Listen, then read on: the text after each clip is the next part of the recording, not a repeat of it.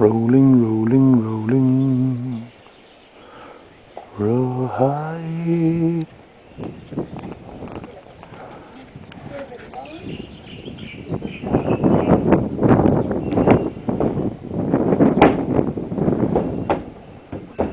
Ange teaching the young stallion to get on a float.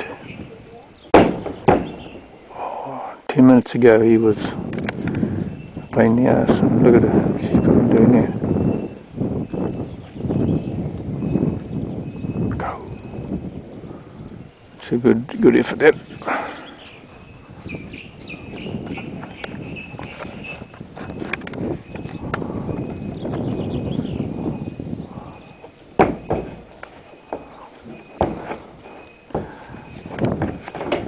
This is a Melbourne Cup winner, future.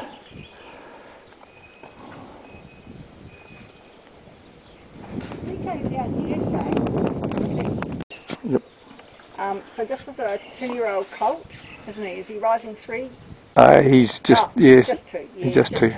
That's his mother over there. So this horse hasn't been weaned, so he's a particularly difficult candidate in that way that I'm asking him to go away from his mum. So he hasn't been handled much, and I'm asking him to go into the horse float. I have 1 or 2 other sessions with him beforehand, just teaching him to lead. The concept is, what I'm doing is I'm making this horse into a winner. I'm asking him to do things that he's comfortable with, and I'm not going to be handling him in that way like I would most horses, because I'm not going to ask for a fight with him. So I'm really got to use my brains here. I haven't got the best facilities. So I set it up so he could see his mum. I'm not going to upset him by taking him too far away from his mum. And when I bring him out here off the float, I'm kind of going to annoy him a little bit. And then when we get to the float, I'm going to quit annoying him. So that's my concept. So I've got him so that he's quiet enough, and he's doing as he's told. He's obedient. But at the same time, if the chips came down with a colt like this, and we got into a battle of strength, I definitely would not win. So I'm being careful about how I'm doing things with this colt. He's a big boy, and he's very sensible. He's not sort of prone to flightiness, which is a good thing. He was sort of trying to bite me for a while. We haven't brought that out of him, hopefully. So what I'm going to do is I'm just going to get a little bit of speed happening here, and a little bit of wake up, because he's been trying to go to sleep a little bit. We want a bit of impulsion coming up to this horse float now. Let's bug him out here.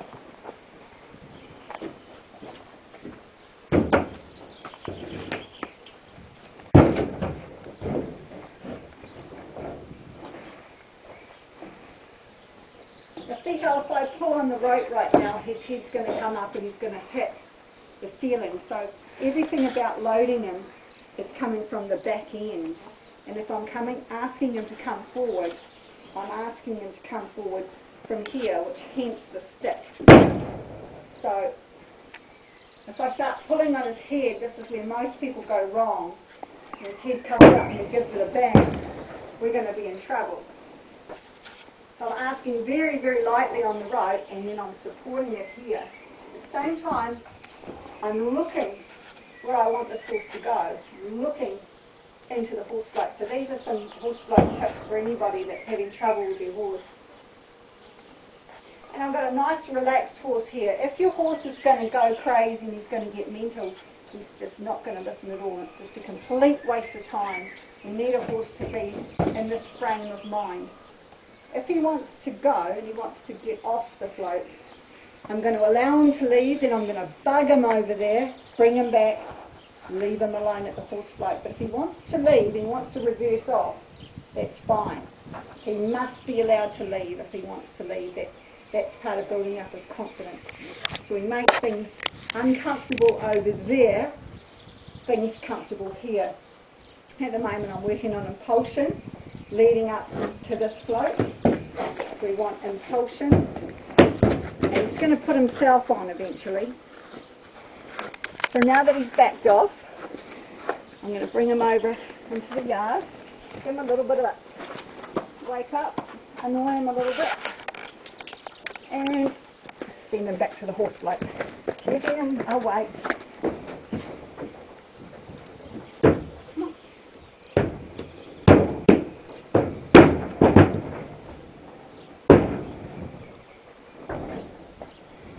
Bloody great. And see there, because I had a bit more impulsion, and I'm asking for a bit more impulsion each time, he came in a little bit further.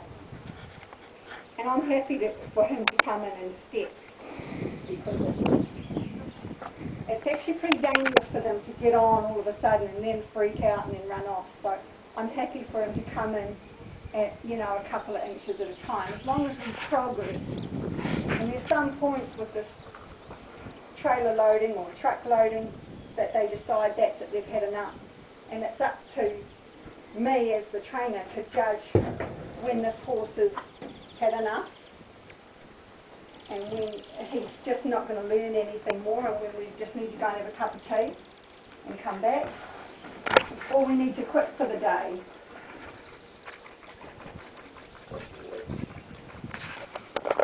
It's best if we're going to back off for it to be my idea. Always watching with these colts, this mouth, because if they get really stressed, they are inclined to take a bite out of you. Wake up. So out here in the yards, I bug them. There's not much left out here. On my weight. And back to the float where everything is nice.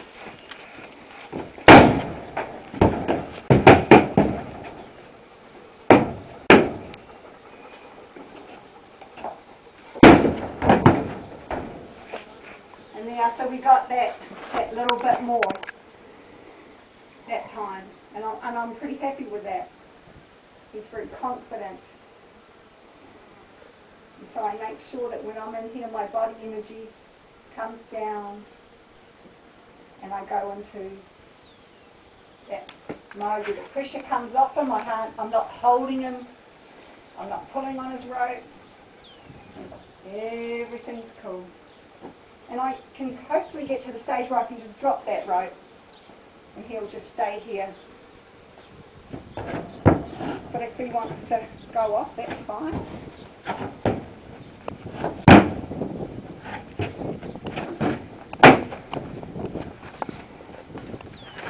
And what do you think of him, Ange? I think there's nothing too much wrong with this horse at all. I like the way his brain works, which is really important. There's been many a good racehorse that had 4 legs and a good head and it looked real nice, but its brain was no good, so it just couldn't cope mentally with the stress of racing. Racing is a really stressful environment. So if we can get this horse to cope mentally, the physical will follow, and I believe in taking care of the brain first. And a horse that's happy mentally will be happy physically. So a lot of people deal with the race horses in general physically, on a purely physical basis. But they all look pretty good to me. He's got no ugly knees, he's got good feet. You know, he could probably do with a worm drench and a cover and he'll be as flash as any other horse I've ever seen. And to me, they're all beautiful. He hasn't got an upside down neck. There's nothing particularly startling about the horse in that way that you look at him and you think, ooh. So that's a good thing. He's a good height, he's got a good length of back, he's got good bone, but mostly, and what's mostly important to me, is if this horse has had a real natural upbringing on the hill, good water, he hasn't been fed on a whole lot of junk food, he's had his mother and he's had a really relaxed environment, so he hasn't stressed a lot, he's not chewing on rails and weaving or doing weird mental things. He's mentally really, really stable. And I think that the biggest thing in this horse's favour is that he's had the most natural upbringing, just like any wild horse would have. And he will last longer, his bones will grow better for that. He hasn't had the sugars or any of the chemicals in his diet. And that, to me, gives this horse an astounding advantage. So I'd be really interested to follow him. He's going to go to a life now of artificial foods, possibly, you know, all that genetically modified kind of food. And, you know, his organs will struggle to deal with that food, but that's what he needs, high energy food for high energy kind of lifestyle. So his lifestyle is about to change, and so this horse will change. And let's hope that his mind stays as cool as it is, because he's totally cool. He sure is shiny, isn't he? Wow. His whole life's only ever been on grass. And it's all about to change. Yeah. But, you know, it's what he's bred for, it's genetic. 2-year-old still on mama. Yep. But it's in his genes for this lifestyle, so I'm sure he'll cope with it because, you know, that's what this horse is bred for, so... He's nearly on. Love their lives. They get to eat great food and run as fast as they can. You know? And that's a pretty good life. Oh, good. And what do you think, Shane? Are you pretty happy with how your horse has gone today? Oh, made a huge leap. Because we had the big battles with him the last time when he said, that's it, I've had enough of you guys, I want to leave. And we ended on a good note, remember? I made sure that we ended on a good note. So it's important, eh? yeah, so that when we come back to asking him again, he knows, number one, that I'm fair. You know, he can't walk all over me, he knows that too, but he knows I'm fair. If he just tries, I'll be happy. And so all I've asked for him today is just to try for me, and he has, and he's far exceeded my expectations. So I'm pretty happy with him. Will you stop on this note sort of thing? I will do a couple more because he's starting to get bored, Yeah. as you can see. And then I will come back to tomorrow. And we'll do pretty much the same thing. Guiding it, that leg off so he doesn't do the stuff on the way off.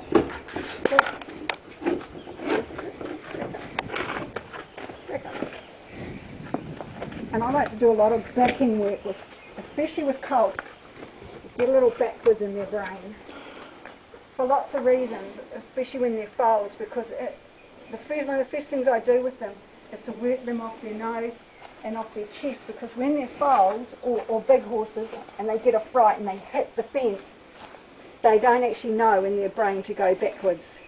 And one of the first things I like to do is teach them to have a backwards. Because if they come up against something and hit it, it's already I've programmed it into their brain to go backwards. If you don't program it in, it's quite rare to, you know, they get sort of brain locked, if you like. And that's why a lot of horses go over fences, is because their brains are locked into forward and they can't think backwards, and so they just scramble over the fence, and that's the end of them. He's not worried about the dog either, is he? Well, nobody's done anything to him today to actually worry him. You know, he's trusting us right now. Hunter boy, go back, go back, go back, go on.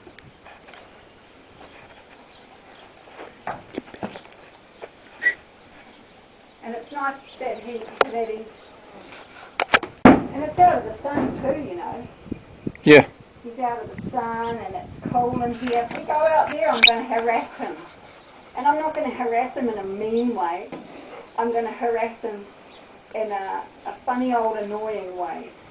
And that's not to make him, not to pick a fight with him. I've got to be very careful with dealing with this horse that I don't pick a fight, because you saw what he's capable of. Nobody would believe us today. No. About what he's capable of, but when he wants to go, he'll just decide to go. So But I'm pretty much happy to leave it at that for now. So that's awesome, man. And I think I'll give him a tying up lesson, because he's going to get a tying up lesson in the truck. It's very unfair to, you know, put a horse on a truck and he's got to cope with the truck, and at the same time he gets his first tying up lesson. You know, and it really spins them out about travelling, because they can't remember what it was that upset them, but they know that that was a no good time they had in there. So we want to make things... So you'll tie him up to a post here? Yeah, in that same place that we did last time, a small area, so he doesn't, you know, not encouraged to pull, because I just don't want him hurting himself. So my job as a trainer is, number one, keep myself safe. Number two, to keep the horse from being injured.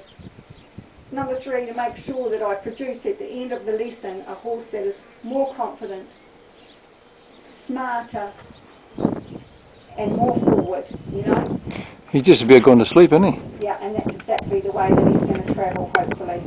He's going to get in here, and he's initially going to be really freaked out because Mummy's not there, but hopefully we've got another horse for him to buddy up to.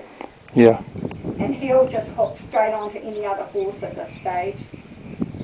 And so hopefully he gets in there and he just says, oh, I don't know what's going to happen, but I'll have a sleep. And that'd be great if he travels like that to the races, because then he's got all his racing energy intact when he gets there. So many horses in the racehorse industry run their race before they ever get on the track. They're so stressed out because of the travelling, or just through the nerves, or, you know, they've just, their guts churn because they've just got ulcers.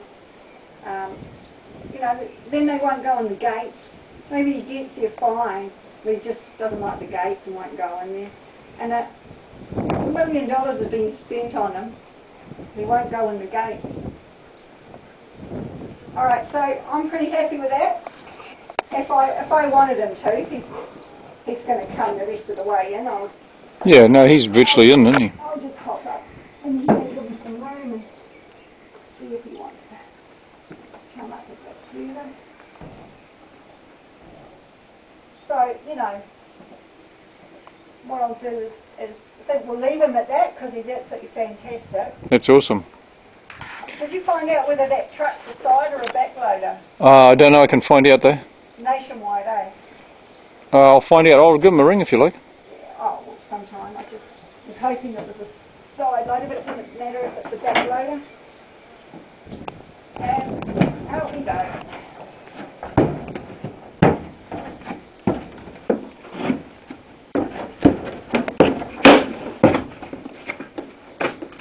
One of the reasons this horse is so confident is because he knows how to go backwards and to get off. Most people put a horse in the flow, but the horse gets stuck in there, he doesn't know how to reverse, so he doesn't know how to get himself off. It's probably not a natural thing for a horse, eh? No, it's not, especially on a downhill ramp that's made or something like that, that sounds like that.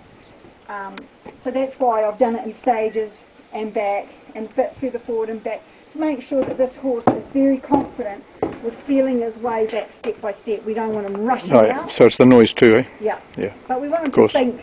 And if he's thinking, then his feet will move.